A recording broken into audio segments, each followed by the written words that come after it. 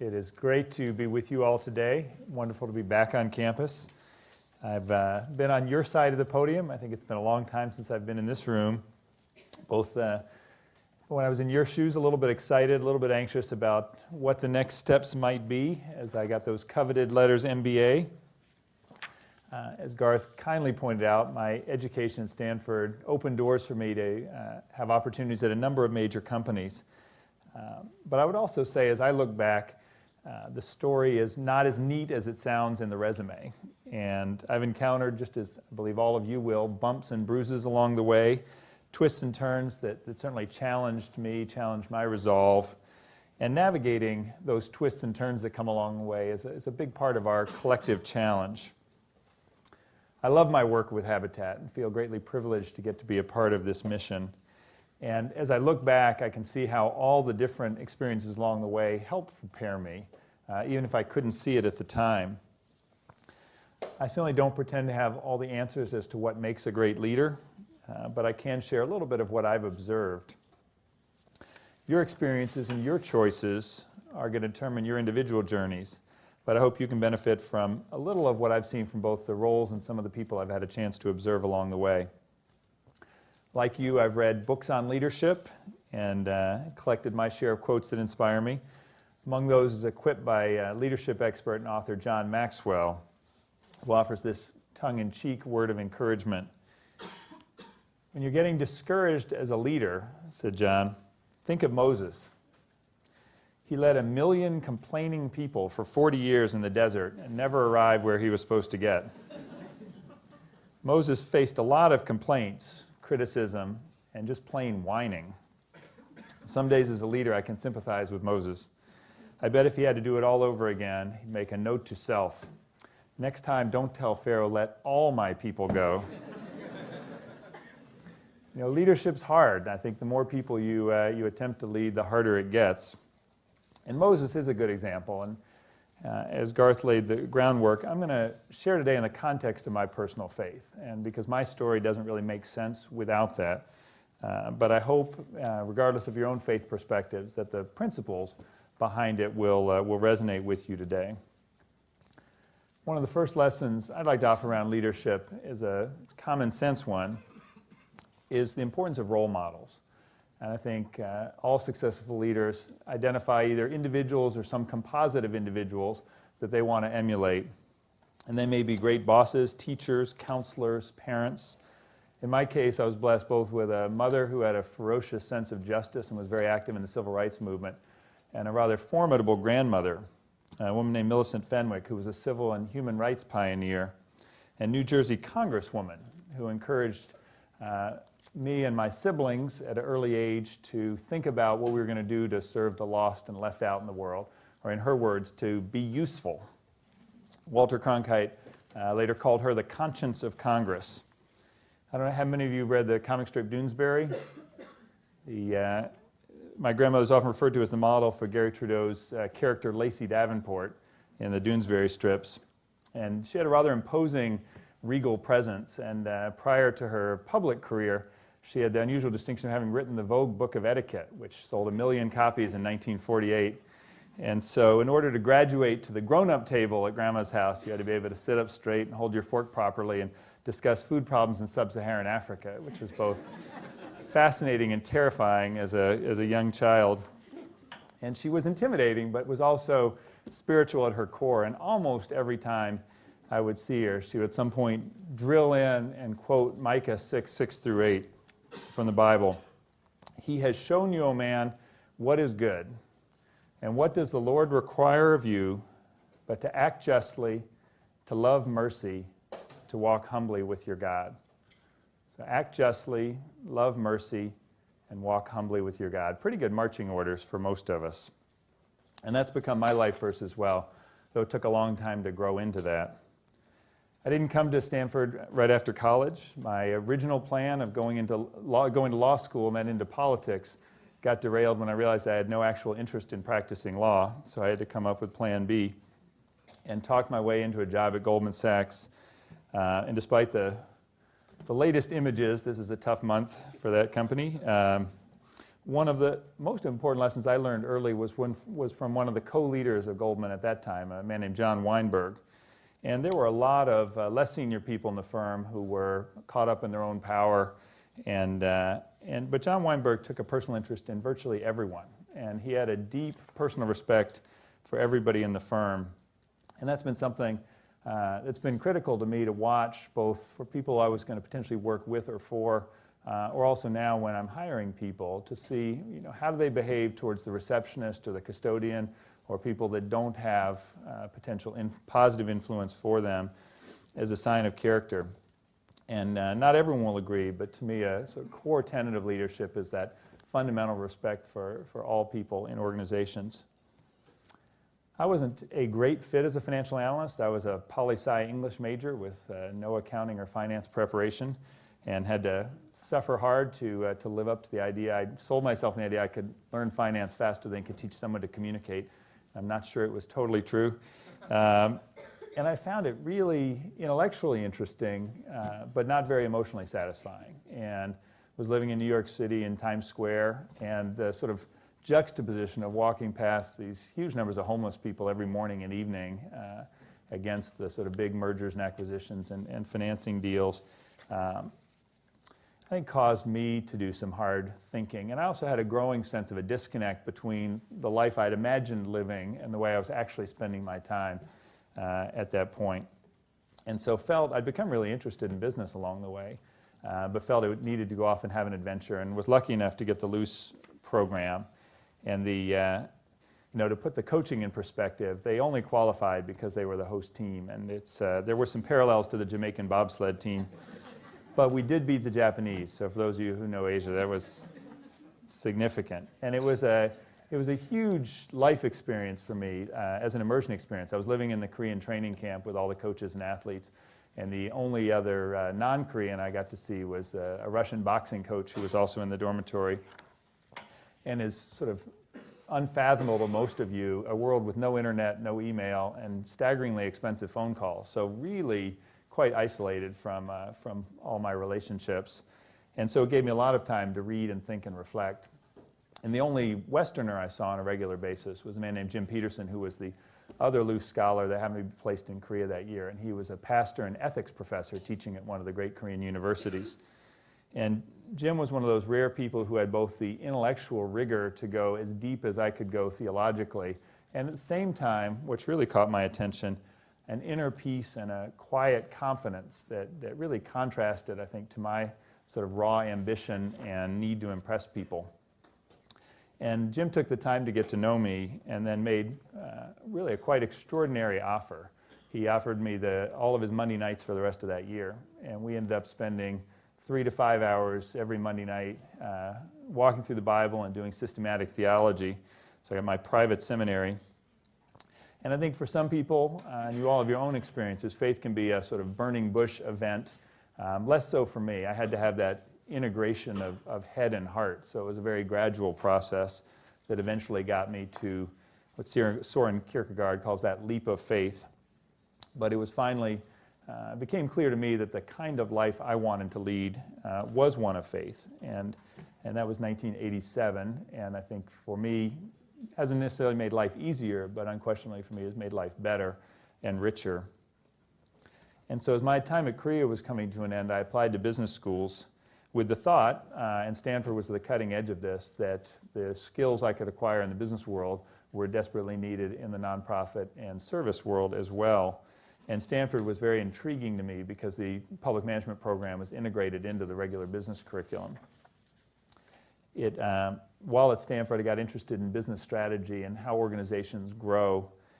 And after graduation, again, to choose your job criteria, my most important criterion was to get to Washington, D.C., where my then girlfriend, now wife, Ashley was. So had the chance to work with Marriott, working on new business development in their strategic planning group, and had a chance to, was enjoying it very much. Helped work on the launch of their senior living services, their adult care business, and got married, got promoted, life was good, and then though it pales in comparison, the S&L crisis hit. So for those of you historians, was not a great not as bad as now, but was not a great time for the financial world.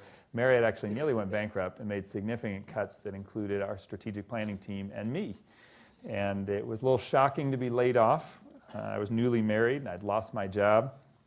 And even though it was sort of perfectly explicable, it was hard not to feel a little bit rejected. And turned out fine. I had the chance to start up a strategic planning group for the real estate arm of Disney, which was a really fun and interesting experience. Got to work on great projects, and I think Disney taught me a lot about being a fanatic about great customer service, which I really appreciate. But there was another side of Disney, which I appreciated a little less, and that was sort of the Burbank studio culture at the time. And one of the former execs I won't name was very well known and behaved for quotes like this: "If you don't come in on Saturday, don't bother coming in on Sunday." Or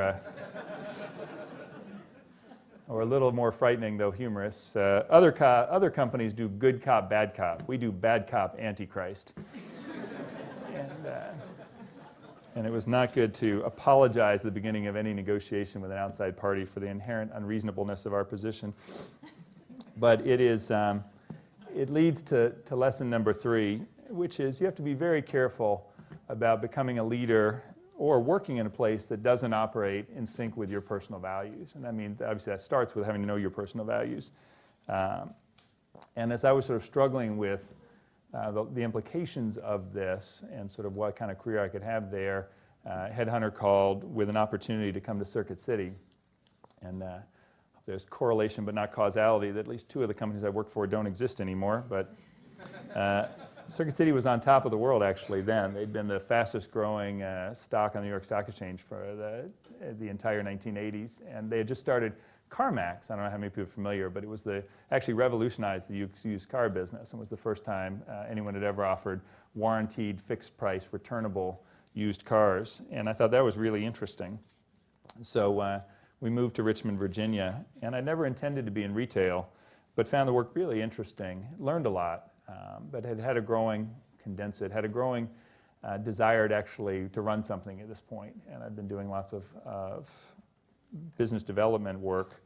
And so after 4 years, phone rang again, and quite unexpected, and this was Musicland, which is about a $2 billion retailer at the time, back when people actually bought music and movies on plastic discs, which is another thing that's hard to believe.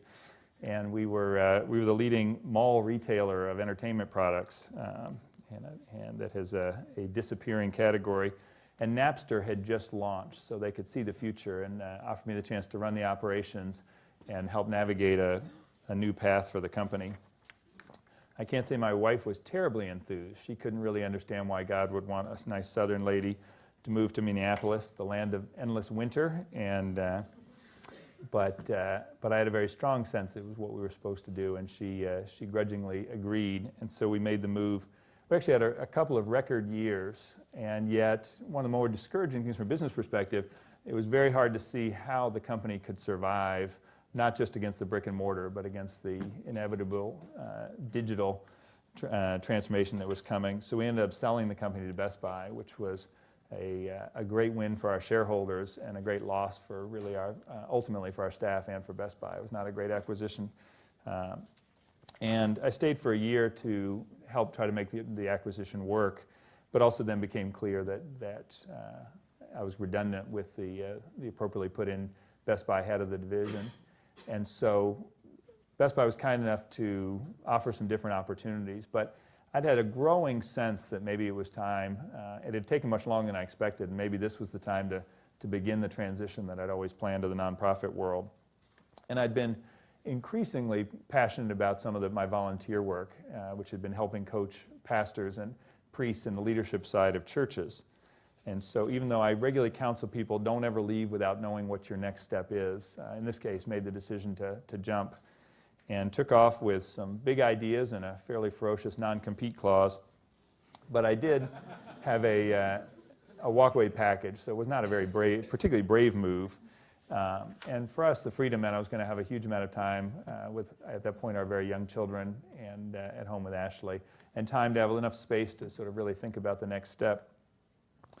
And a little while after that actually encouraged me to do something I'd never had time to do and always wanted to do, which was to go on an international mission trip. And I know many of you have done this now, or a service trip. I'd wanted to go to Uganda, where our church had been sponsoring all the AIDS orphans in the Rakai district, where AIDS really broke out. But I was too late to join that trip and ended up, through a series of events, being able to join an opportunity to serve with the Dalits in central India. And the Bungi, even among the Dalits, commonly known as the untouchables, are the traditional outcasts in Indian community. And the Bungi are at the sort of bottom of the social pecking order, literally only allowed to hand clean latrines and clean up after dead animals, and living in conditions that really are unimaginably bad. And about half the kids without some sort of intervention are dying by the age of 13 from a combination of poor nutrition and poor health. And I think for me, just shattered me to see people living in these conditions. And it was, I don't know that I knew, but I essentially, after a couple of weeks there, came back with a pretty strong sense that it was time to spend the rest of my time doing something to help the poor. And I think for me, it reignited some of those early passions around social justice that had softened down a little bit over the years. It was what Bill Hybels, pastor Willow Creek Church, calls a holy discontent. I thought that was a nicely turned phrase. And we have plenty of discontent in our society. We see that all over the place. People are watching some terrible event unfold in their community, the world, and the response is, that's terrible. Somebody ought to do something about that. And then they change channels and watch American Idol. And a holy discontent, in contrast, is when you or I see those same terrible events unfold in our community or in the world, and the response is, I can't stand that. And I'm going to do something about it. And you turn off the TV and get off the couch and get out into the community and decide to be try to make the world a little bit better. So I came back with a new passion, but not a very clear direction. And what took me aback was, for the first time really in my whole life, suddenly all the doors were closing. And now I can look back and sort of see why none of those were the right things, but got to the finals of a couple of different really exciting nonprofit jobs and didn't get them. And I think we MBAs are particularly at risk of defining ourselves by what we do. So when people would ask the inevitable question, I had a sort of a matter of discipline to sort of bite my tongue and resist the urge to say, I used to be XYZ, or I used to do XYZ, and just to say that, I was home with my family and trying to figure out what I was supposed to do next. And I'm not a particularly patient person, so waiting isn't very easy for me. And I think when you wait and question, it can drive you a little bit nuts for us type A types. And when I'd first left Best Buy, I turned down some very good business jobs. And then I started wondering, did I get the signals wrong? Did I miss the opportunity? And in the meantime, I was cranking way up on my volunteer time, both with our kids and at their school and at church. And quite unexpectedly, all the leadership development work I was doing at our very large church ended up with the church asking me to come and run the church as executive pastor, to free up the senior pastor just to teach and preach. And it was not what I was looking to do. And most of my friends thought this was a really bad career move and would not be a smart thing to do. But as best I could tell, it was what I was supposed to do. So went into full-time church work and in fact loved it. And it was a great time for our family, and it was a very fulfilling time for me. And I was not actually looking when probably the most important phone call I've gotten came in. And it was from a partner at Spencer Stewart who had recruited me in the past, who asked, Jonathan, do you know anybody who'd be interested in CEO for Habitat for Humanity? And a kind of chill went down my spine, and I asked a little bit shyly, does it have to be somebody famous?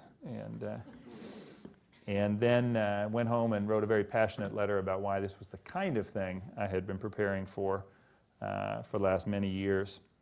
And I felt like finally here was something that really combined all of my passions and put everything together. It was, for me, very much my dream job. And I really wanted it very badly, did not expect to get it, and was very surprised and delighted to have the chance.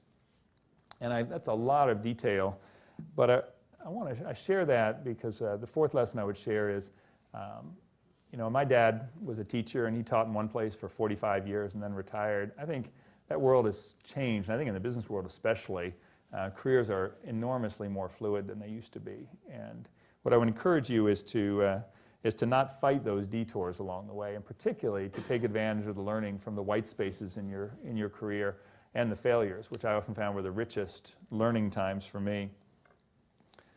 I arrived at a really critical inflection point for Habitat in many ways. Like very successful startup companies, they were in the process of transitioning from a highly charismatic entrepreneurial founder and had grown far bigger than they'd ever imagined, and needed, in the board's view, more professional management and to build out a sort of infrastructure and leadership team to support this exponential growth that they'd had around the world.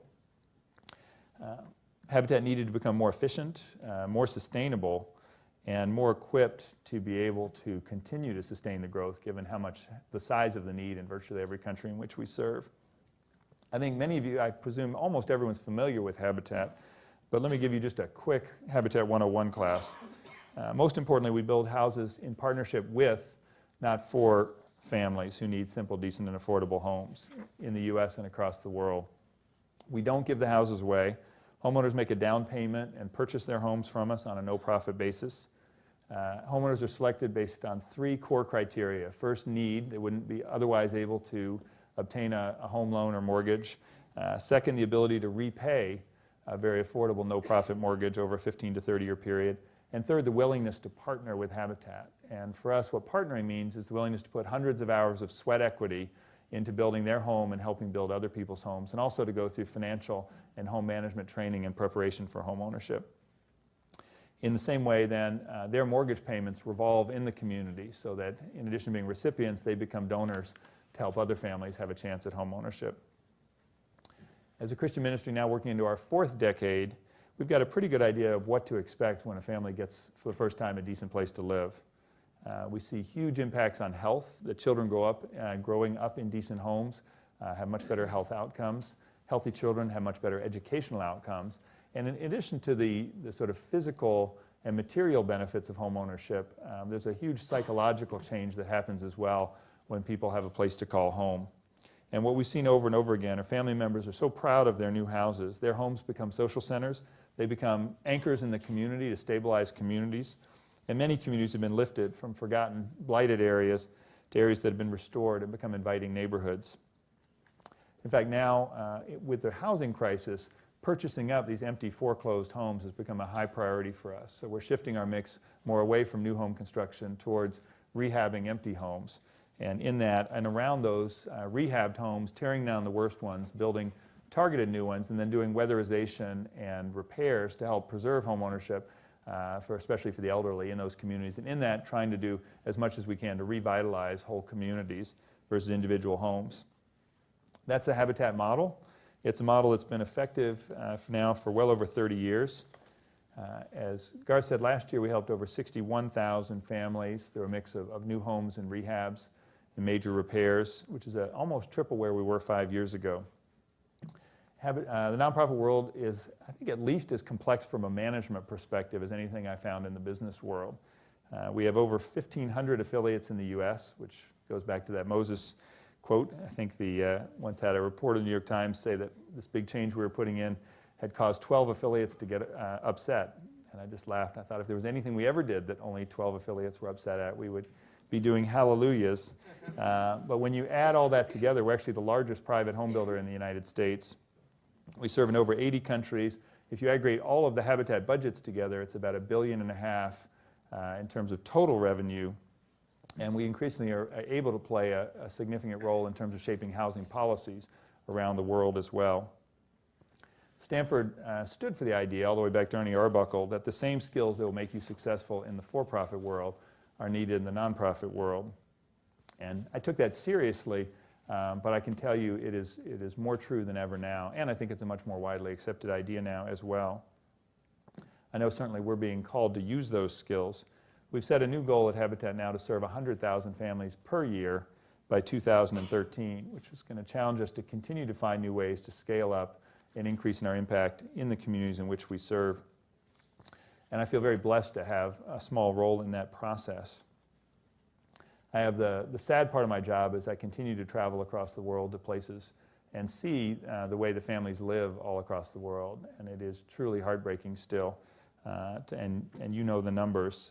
But I've also had the chance to see what, just as we call a hand up, not a handout, can do to let a family lift themselves out of poverty and the fundamental difference that can make in life.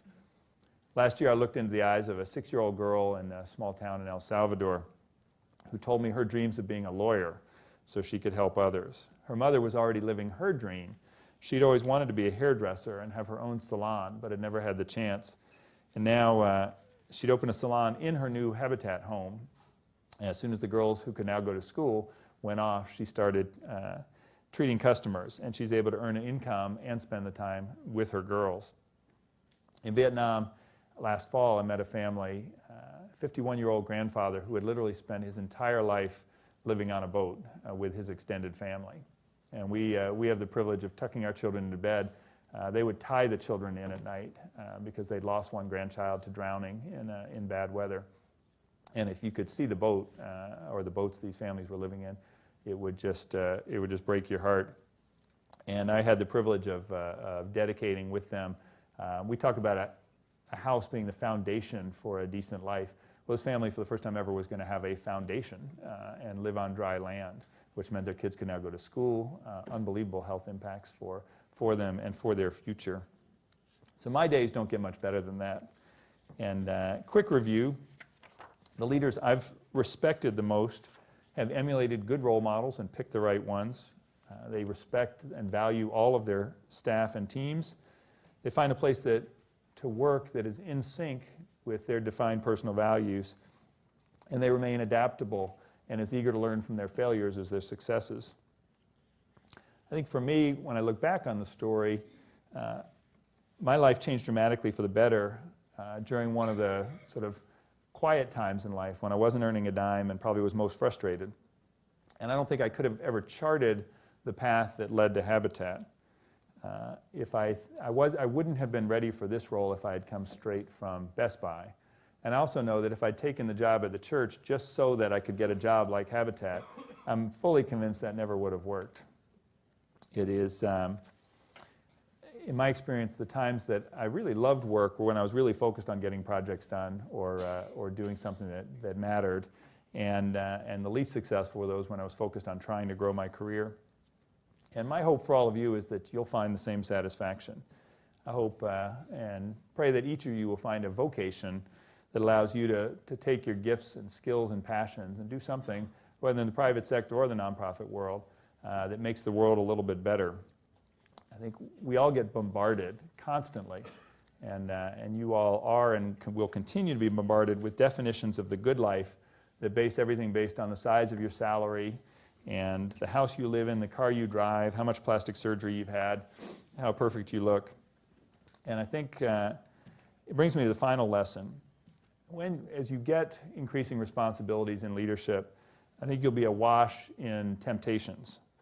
And I think you've got to be very intentional about defining what a good life is for you and pursuing it, because the lure of letting other people define that for you is very tempting. And it's very easy for all of us to get our egos and identities caught up in our jobs or intermixed with our jobs. And I find I have to be more careful than ever now that I'm in a comparatively public position. As a son of a classics professor, I think we all need to be very careful of the idea of hubris, that idea of literally putting ourselves on par with the gods. When I see the things that blow leaders up, and usually it's around money, sex, and power, they're really all wrapped up in pride.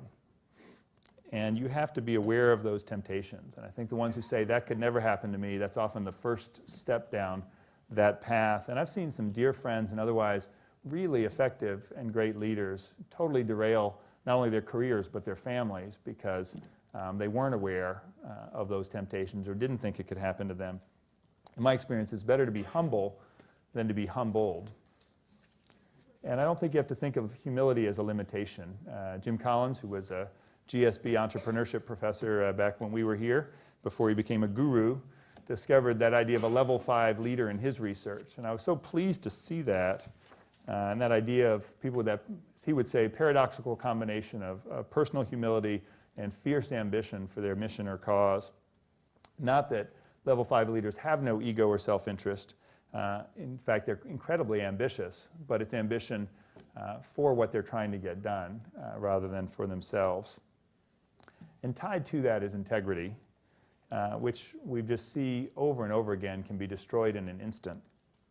Warren Bennis, another leadership guru, describes effective leadership as a carefully balanced three-pronged stool of ambition, competence, and a moral compass. And sadly, we can't watch the business news these days without seeing what happens when you have destructive achievers, high ambition, high competence, and no moral compass.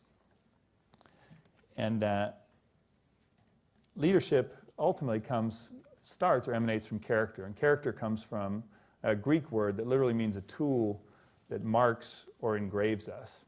And each day, each choice, each action we make, we're in a constant process of either making or unmaking our character, either moving more towards the kind of person we want to be or moving back.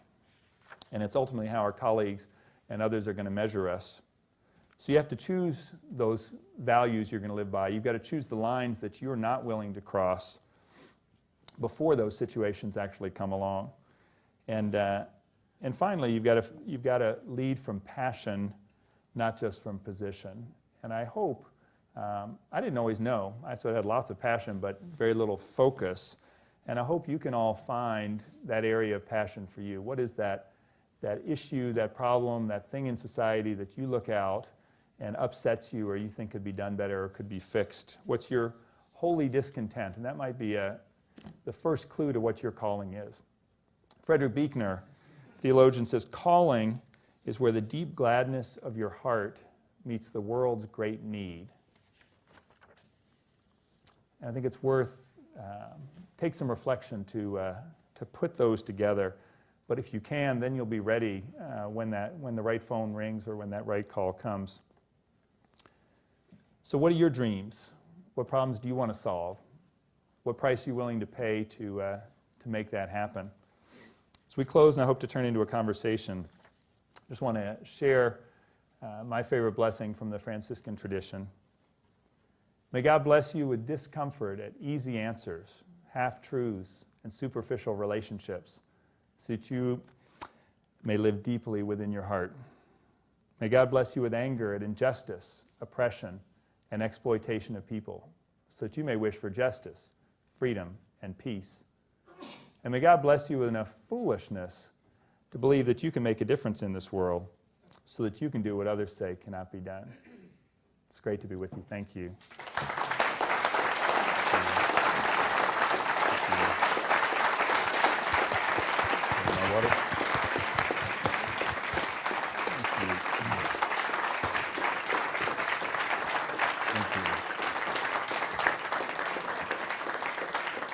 I think we have time for some questions, and I think they asked if people would wait for the mic to be passed down so they can capture them, so everybody can hear. Well, thank you for coming. I wanted to ask a question going back to the sale of Musicland. It seemed like you had some different constituents there that had competing interests between shareholders and your team and maybe even customers. And I was curious how your faith and how Christian principles informed how you balance those interests. And in particular, was it difficult for you to reconcile the sale of an asset that it seems like you had some suspicions was a failing asset and maybe the sale wouldn't go well? You know, I think the interesting thing was Best Buy had a hypothesis that turned out to be flawed, but they had a model of using the real estate and the huge number of relationships we had with teens in malls to leverage those for electronic sales. And so it was a plausible strategy of why it was going to be different than it was going to migrate away from music. And it didn't work. But I think they were way more optimistic, and we were more optimistic at the time that was actually the best path, because otherwise we could see sort of a long eroding tail where we'd just be closing stores as leases came up. Because retail, the leverage is so strong that relatively small decreases in sales wipe out all your profitability very quickly. So it's a very thin business. But I think it is, much easier to look back now with all the data than when you're looking forward. But Best Buy was on a roll, and they had the financial strength to underwrite the sort of revamping of the stores that we didn't have the capital to do. So it struck us as, at the time, as sort of the best option for everybody, though it's, everybody should go through a merger. Being acquired once, that's an incredible education of, I think the danger of almost every acquisition is, even if they're done for strategic purposes and you acquire because you want the skills and gifts of the group you're acquiring, there's an acquirer's bias that I've seen, whether when I was in the investment banking side or in the operating side, where the acquirer tends to think they have all the answers. And so I think Best Buy made some major strategic mistakes by not fully understanding what the assets they were buying before they put all the changes in place. But I think it's a constant juggling act of all those stakeholders.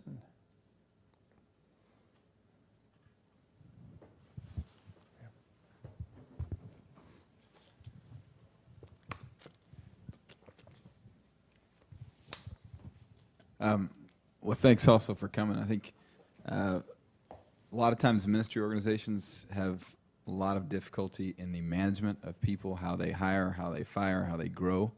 Many times they can't fire just out of obligation or out of some. Can you just kind of talk about how you've managed Habitat, if you see some of those issues when you came in, and how you're going to grow and build a business going forward? Thank you. It's a really interesting challenge, I think, and actually that's part of why it's so valuable to work in a church environment before coming to Habitat.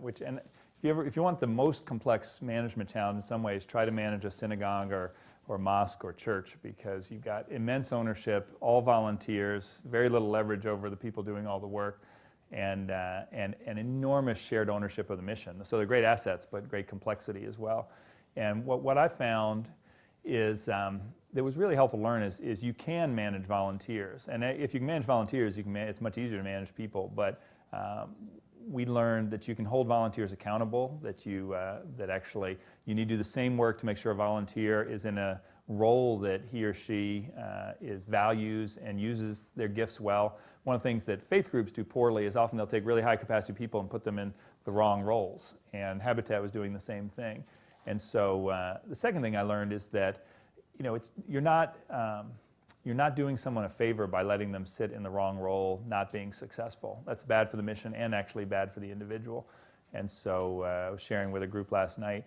I think what I had to learn was that it has to be integrated. I get pushed, often as we put in change and sort of significantly raised accountability, that got thrown back as, well, you're not being faithful anymore. And that sort of either we were going to be grassroots and faithful, or we were going to be professional, and that was termed going corporate, and that was viewed as a bad thing.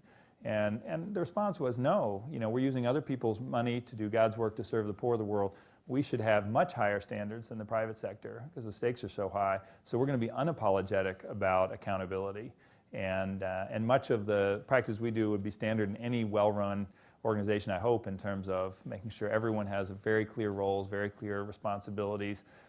They know what they're supposed to be accountable for, and that then we reward them for doing their work. I think it's hard, though, because there's that whole being nice. If anybody here from Minnesota, so there's they call Minnesota nice, so the land of Lutherans and Lake Wobegon, where nobody wants to say the hard things. And I think part of my view is it's not, again, you don't have to be nice or bad cop antichrist model, that you can be both nice and be really clear and transparent. And sometimes there's the other thing we see in nonprofits, for those of you who are thinking about nonprofit management, is you get two groups, I think, in nonprofits. One group who are people with world-class gifts and skills and talents who are there because of the mission. And I think there's another group, sometimes, who are there, somewhat as refugees or to be rescued rather than to make a difference. And that's really hard. And it is what we found is we want to treat people respectfully, we want to treat people well, but at the end of the day, the first thing is the mission. And what we can't do is allow somebody who's not performing well, because if you send a signal that it's okay not to perform well, that starts sort of demotivating your high-performing folks and pulling them down. But it's not easy. Hi, thanks.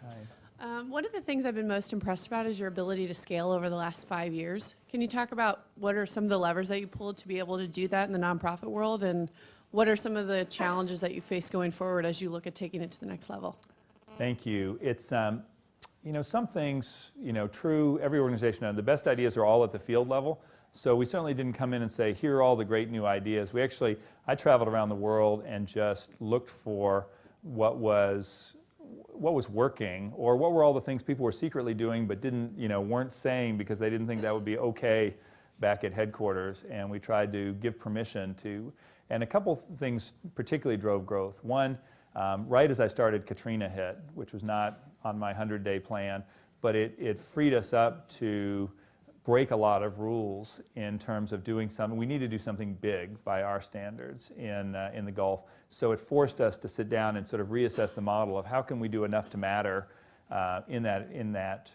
So we got the board to formally bless disaster recovery as a formal part of our work, which had been informally there for a while. And we used the tsunami in Asia and Katrina in the U.S. as models of scaling up. We ended up helping 23,000 families in the tsunami, which was way bigger than anything we'd done.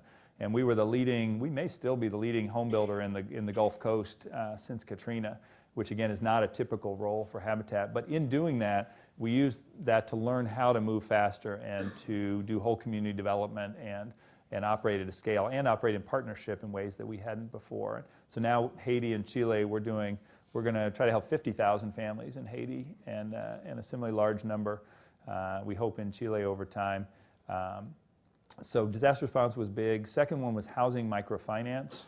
And microfinance extremely well established, but almost 90 to 95% of the people in the world have no access to a home loan of any kind. And so in addition to so we do housing lending out of necessity, but it's not our preference. So one of our goals is to get the microfinance world to begin lending for home improvement loans to families that have been taking out successful small business loans.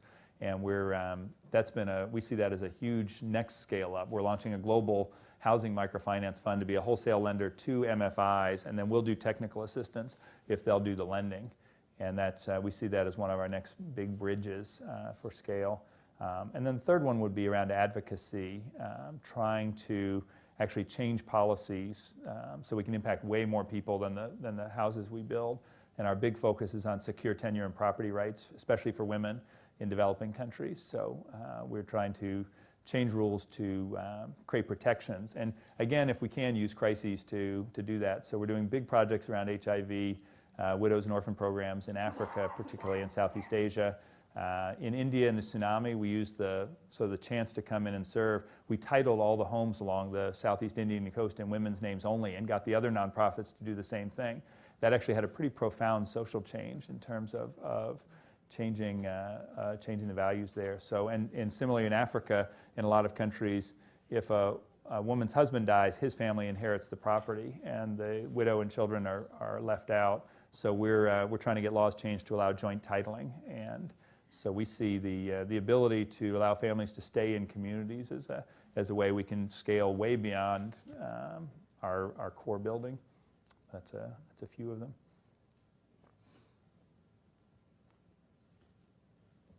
Talk them out. One back.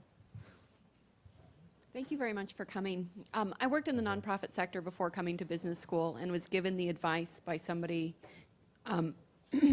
excuse me, at the Millennium Challenge Corporation, who had gone directly from business school back to the MCC, that had she to do it over again, she really would have gone to the private sector before going to the nonprofit sector. And I'm wondering if you can speak a little bit about, although your intention was clear to go to Goldman Sachs, what you learned in all of those years in the private sector that has made you more effective in your current role? It's a really good question. We were actually talking about it right before this session. I don't think there's a right or wrong rule. I think there are enormous benefits to getting private sector experience, and I think there are, if you were to generalize, and I think there are brilliantly run nonprofits that are better than most companies, and then there are awful lot of poorly run nonprofits still out there. Likewise, there are a lot of well-run companies and not so well-run companies, so you need to choose carefully. I think for me, my hypothesis was I would get more experience faster in the business world than could take that with me. I think what I would temper that with is the means to an end. I wouldn't take a job that you really don't want to do just so you can get to something else, because I think the chances of being successful aren't as good. And I think there are great individual opportunities. If you take an organization, take someone like Muhammad Yunus or Fazl Abed at Brock, if you could work with a leader like that, that would dwarf any business leader you could ever find in terms of sort of staggering entrepreneurial talent. But you have to find the right leader to attach yourself to. So I think my view is I would explore both paths if your passions are leading that way, and then pick the place you think you're going to get the highest learning curve and the most tangible experience in the shorter term. And then you've got to weigh in sort of the golden handcuffs trap of once a lot of people go in saying they're going to do this, and then they never actually make the move, and 25 years later they have all these regrets and they weren't that happy or fulfilled. So I think you have to be careful. We have time for one more question. We got up here. Do you think this role is going to be your role for the rest of your working career, or do you see there being a next step for you? Oh, thanks. If ever heard, is this the last job? I hold it loosely. The person who replaces the founder is usually the unintentional interim. So now I've made it 5 years, so I'm kind of hoping I'm over the beginning of the curve. But what I can honestly say is there's no other job I want, and that's the first time in my career where there isn't anything else I want to do. So I hope I get to do this for a very long time. It's not as family friendly. My kids like the church job a whole lot better, and that's a real tension of how much travel I do and trying to keep that. And I think we do annual evaluations as a family as to whether this is working or not. And they really believe in Habitat, but not at all costs. So, but I hope I get to do this for a very long time. The board gets that choice. It is. Thank you. Thank you. Thanks a lot. Thank you. Oh, thank you. Oh, fantastic. Thank you. Appreciate it. Thank you.